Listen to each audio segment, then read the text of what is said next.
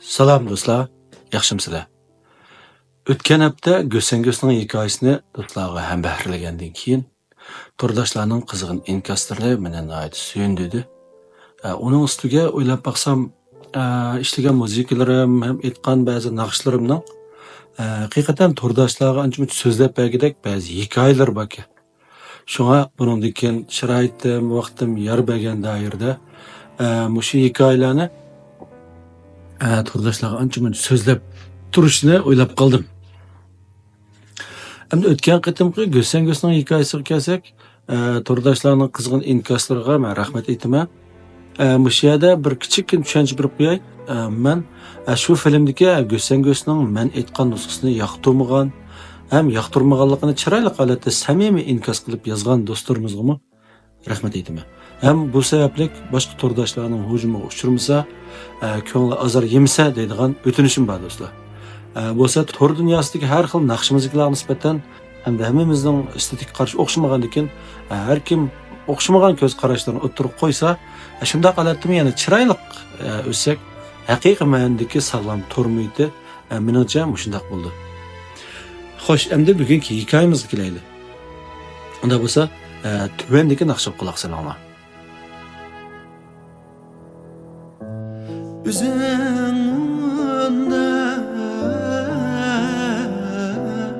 baram sen var.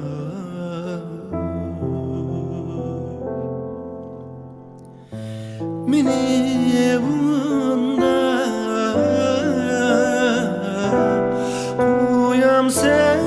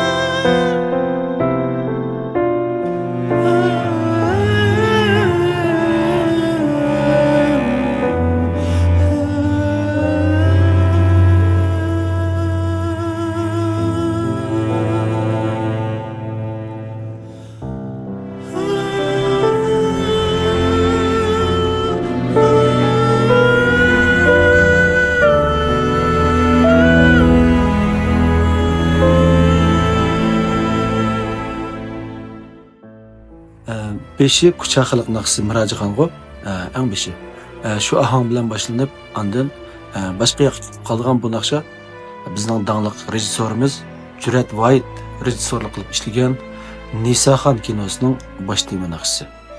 Endi ma'vo men mush ijodiyat qilish jarayonida aytgan nusxasi, kinoga ishlatilgan nusxasini mushuning asosan o'rganib aytgan. Bugun men sizlarga mushu naqshining hikoyasini so'zlab beraman. Oxirida sizlar burun anglagan shu qizbalcha nusxasini anglaysizlar. Unda men bugungi hikoyaga munosabatli shaxslarni o'sha ostiga aytib qo'ydim do'stlar. Xohlagan do'stlar agishib olib, shularning boshqa asarlaridan huzurlansanglar bo'ldi. Bu naqsha 2015-yil, ya'ni 9 yil bo'libdi buningga. 9 yilning oldida ishlangan bo'lib, o'sha Nisaxon kinosi Nisaxon kinosi uchun ishlangan shu bir turkum naqsh muzikalar mening haqiqiy ma'nodagi kinoxonda qo'yilgan kinolar uchun ishlab baqqan tunji turkumdagi muzikalar hisoblanadi. Tordashlarimiz bildi balkim. Kino muzikasi ijodiyati muzika ijodiyatining xili yuqori bir pallasi hisoblanadi. Men shu bahonda ayni vaqtda shu fursatni menga bergan rejissyor Jurat Voitga rahmat aytaman. Jurat Voit san'at jihatdagi nurg'un ko'z qarashlarimiz o'xshab ketadigan, bakchiq ko'rish bilan bo'lsaqmi, ko'rishganda mungdashsaq gapimiz tugamaydigan, unda men nihoyat hurmatlaydigan, o'z kasbida nurg'un asl asarlarni yaratgan ustoz yo'lliq san'atkorimiz. Yaqinda shu Jurat Voitning har qaysi sinsopularida o'z akkauntini ochib, o'zining nadir asarlarini ham bahrlayotganini men ko'rib bek xush bo'ldim. Ismini astiga aytib qo'ydim do'stlar. Agishib olib, bu san'atkorimizning asl asarlaridan huzurlansanglar bo'ldi.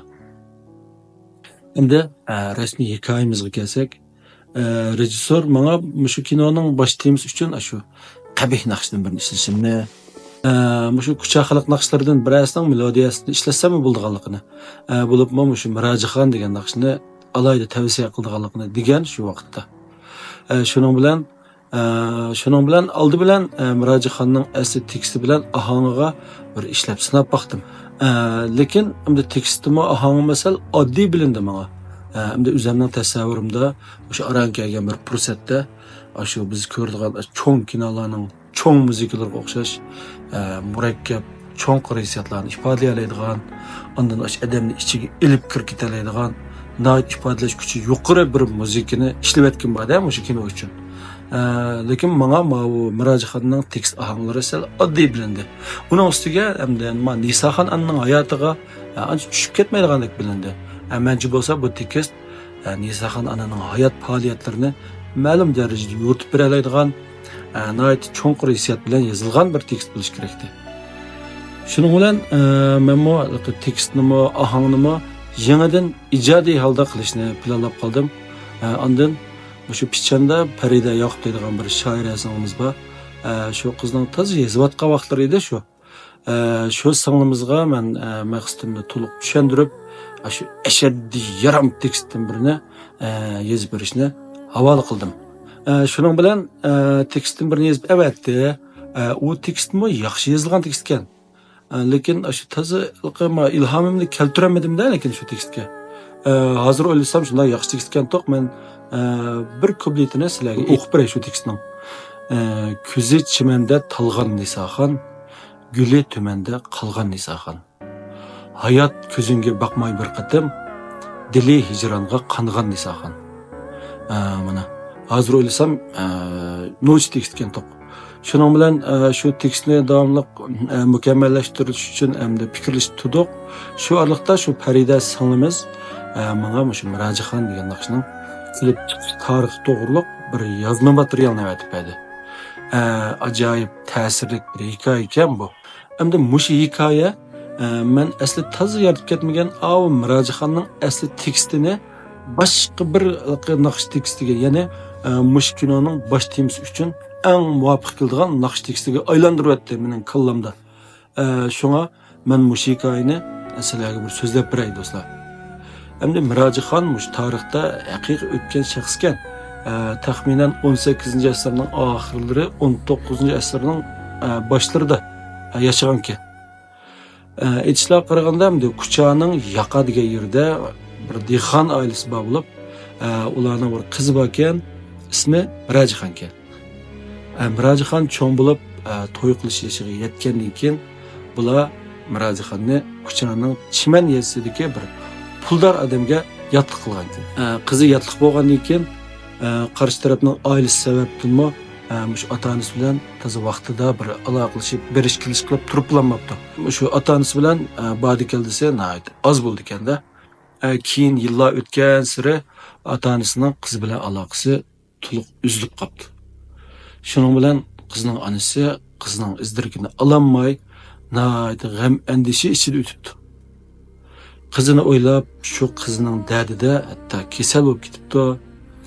Kunda shu Chiman degan tarafga qarab yosh to'kidi ekan, ham ko'nglidagi dard azoblarini qo'shiq naqsh qilib aytidi ekan. Demak bu Mirojixon degan naqsha asli shu Mirojixonning onasi qizining dardida qizni sig'inib aytgan naqsh ekan. Endi men bu naqshini anglagandan keyin shu vujudim ajoyib larzaga keldi.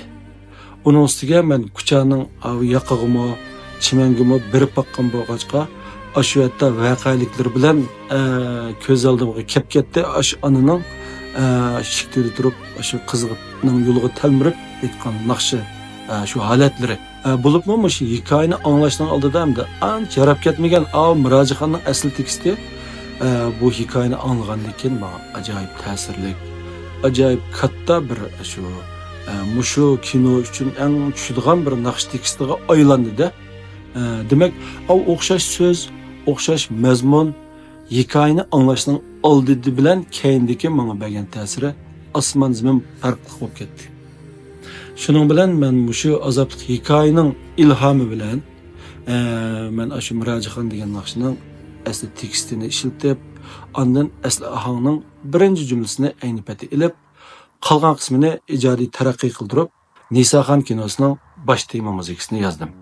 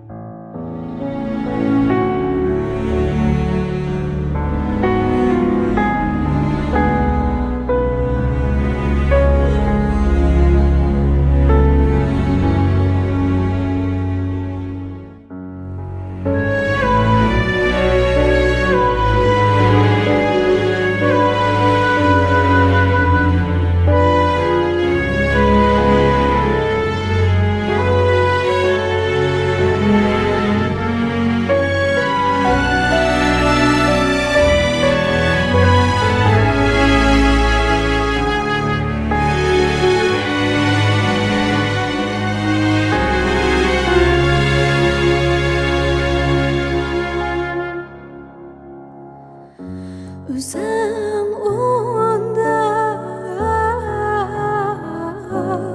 barım sen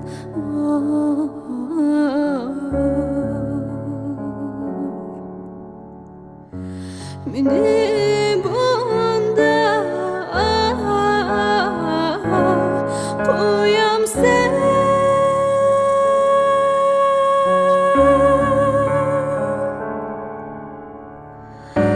Yüreğim çok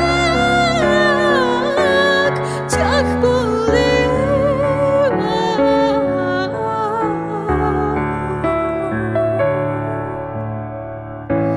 Kileyden bu ayağını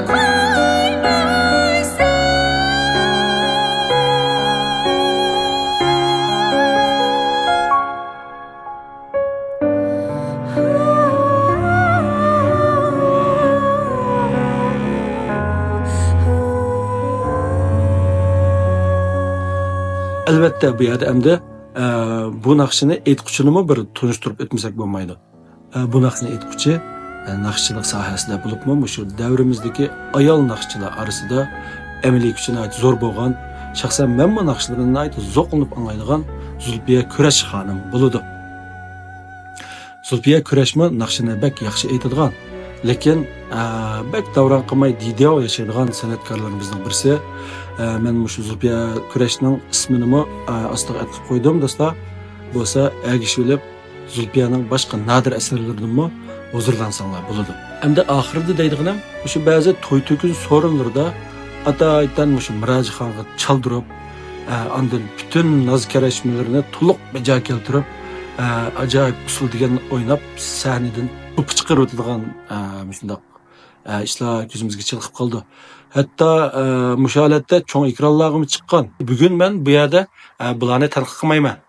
Balkim nurg'un kishilar Mirajaxon degan bu naqshning asli bir bechora onaning qizining dardida yuragini yetib turib aytgan bir hijron naqshi ekanligini bilmaganligi uchun uning ustiga hamda ohangi bek chiroyli-ku bu naqshning.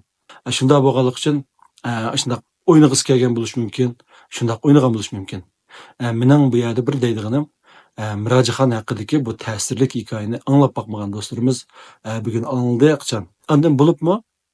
Shu azobli hikoya bizning ijodiyotchilarimiz, rejissyorlarimizning keyingi ijodiyatiga azroq ilhom bo'lib qolsa, shu ilhomlar orqali yangi asarlar vujudga chiqsa deydigan umidim bor. Xo'sh do'stlar, bugungi hikoyamiz mushayagacha bo'ldi. Ondan mushundaq hikoyalarni davomli so'zlab turishimni umid qilsanglar, inkas rayoniga yozib qo'ysanglar, men davomli ijodiyat xizmat jarayonidagi yaxshi hikoyalarimni esliga turay. Xo'sh, unda bo'lsa, omon bo'linglar do'stlar.